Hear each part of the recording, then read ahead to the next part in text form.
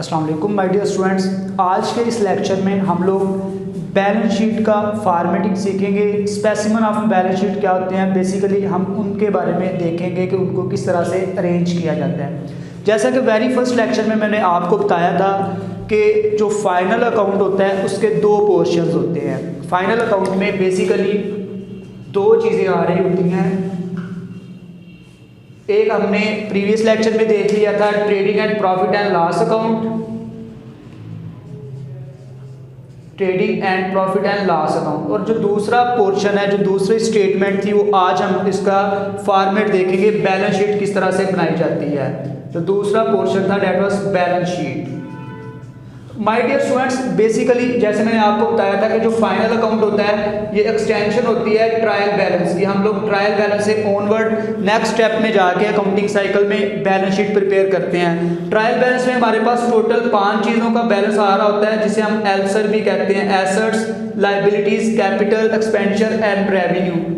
ये जो दो आइटम्स थी जो फर्स्ट नंबर पे आ रही होती है, एक्सपेंस और रेवेन्यू, इसे हम लोग मेंशन कर चुके होते हैं trading and profit and loss account में। जो रिमेनिंग 3 चीज़ें होती हैं, एसेट्स, लायबिलिटीज एंड कैपिटल, इसे बैलेंस शीट में मेंशन किया जाता है। एसेट्स, लायबिलिटीज और कैपिटल को बैलेंस शीट में मेंशन किया जाता है। इससे हमें किसी भी बिजनेस की फाइनेंशियल पोजीशन का, फाइनेंशियल हेल्थ का आइडिया हो जाता है कि ये बिजनेस कितना स्ट्रांग है, इस बिजनेस की पोजीशन क्या है मार्केट में। तो बेसिकली हम लोग इसका फॉर्मेट देखते हैं, जो प्रॉपर फॉर्मेट है। एज आई मेंशन अर्लियर के अकाउंटिंग में कोई भी स्टेटमेंट बनाने से पहले हमें 3 चीज़ें मेंशन करनी होती हैं।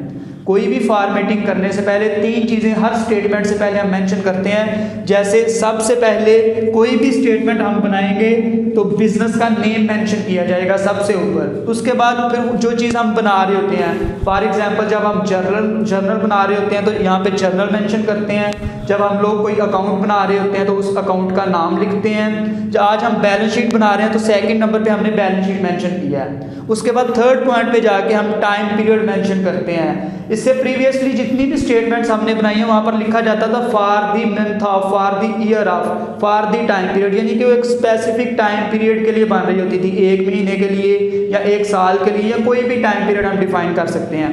जबकि बैलेंस शीट के लिए ऐसा नहीं है। बैलेंस शीट के लिए हम लोग लिखते हैं एज एट, ये किसी एक खास पॉइंट ऑफ टाइम पे बनती है।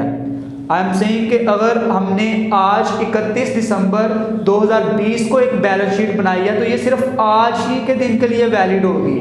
इसमें हम जो चीज़ें लिखेंगे वो आज ही के दिन वाली चीज़ें लिखेंगे, प्रीवियस चीज़ें इसमें मेंशन नहीं की जाएंगी। ये किसी एक ख़ास पॉइंट ऑफ टाइम के लिए होती है। इसका फॉर्मेट देखते हैं। इसकी एक साइड पे एसेट्स को मेंशन किया जाता है, दूसरी साइड पे कैपिटल एंड लायबिलिटीज़ को मेंशन किया जाता है। टोटल हमने 3 चीज़ें इसमें मेंशन करनी होती हैं, एसेट्स, लायबिलिटीज़ और कैपिटल। एसेट्स को एक साइड पे मेंशन करते हैं, कैपिटल और लायबिलिटीज़ को दूसरी साइड पे।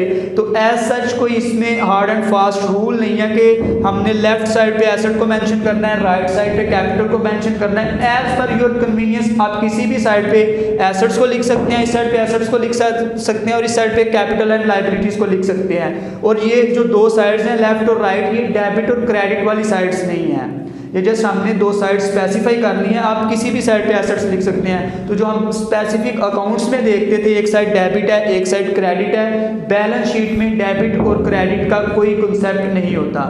उसके बाद बैलेंस शीट को हम लोग अरेंज करते हैं। सबसे पहले एसेट वाली साइड में करंट एसेट्स लिखे जाते हैं। यू नो करंट एसेट्स वो एसेट्स होते हैं जो विद इन 1 ईयर एग्जॉस्ट हो जाते हैं। वो सभी एसेट्स को लाइक स्टॉक है, डेटर्स हैं, अकाउंट रिसीवेबल है, ये सारे हम करंट एसेट, कैश है, बैंक बैलेंस है, ये सारे हम लोग करंट एसेट्स में मेंशन कर रहे होते हैं। और उसके बाद फिक्स एसेट्स को लिस्ट डाउन करते हैं। फिक्स एसेट में वो सारे एसेट्स मेंशन किए जाते हैं जो विद इन 1 ईयर एग्जॉस्ट नहीं होते, जिनके जो टाइम स्पैन है वो 1 साल से ज़्यादा होता है, like building, furniture, plant and machinery etcetera.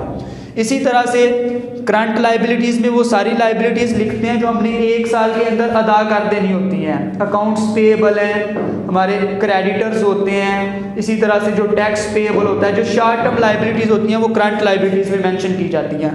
उसके बाद फिक्स लायबिलिटीज़ में वो सारी लायबिलिटीज़ लिखते हैं जो लॉन्ग टर्म के लिए होती हैं, जो हमने 1 साल के अंदर अदा नहीं करनी है, 1 साल से ज़्यादा अरसे में अदा करनी है। जो कैपिटल है वो भी एक तरह से बिजनेस की लाइबिलिटी होती है। यू नो कि business is separate from its owner, तो जो कैपिटल है वो भी बिजनेस ने अदा करना है अपने ओनर्स को, तो कैपिटल को हम वैसे इंटरनल लाइबिलिटी कहते हैं और ये एक लॉन्ग टर्म लाइबिलिटी होती है। हमने ये दोनों चीज़ें यहाँ पर मेंशन करनी होती है। और सेकेंडली माय डियर स्टूडेंट्स, इसमें अगेन हमें ये सीक्वेंस इस तरह से रखने की कोई वो नहीं, कंपल्शन नहीं है। आप अपनी कन्वीनियंस के मुताबिक फिक्स एसेट्स की हेडिंग पहले दे के फिक्स एसेट्स की लिस्ट पहले बना सकते हैं, उसके बाद करंट एसेट्स की लिस्ट बना सकते हैं, उसके बाद आप इस साइड पे फिक्स लाइबिलिटीज़ पहले और करंट लाइबिलिटीज़ बाद में बना सकते हैं। और जो चीज़ देखने वाली है मेन लास्ट पॉइंट है, उसके बाद वाइंड अप करते हैं इस टॉपिक को। जो हमारा एंड पे बैलेंस आ रहा होता है ना टोटल एसेट्स का और टोटल लाइबिलिटीज़ का, वो हमेशा इक्वल आना चाहिए।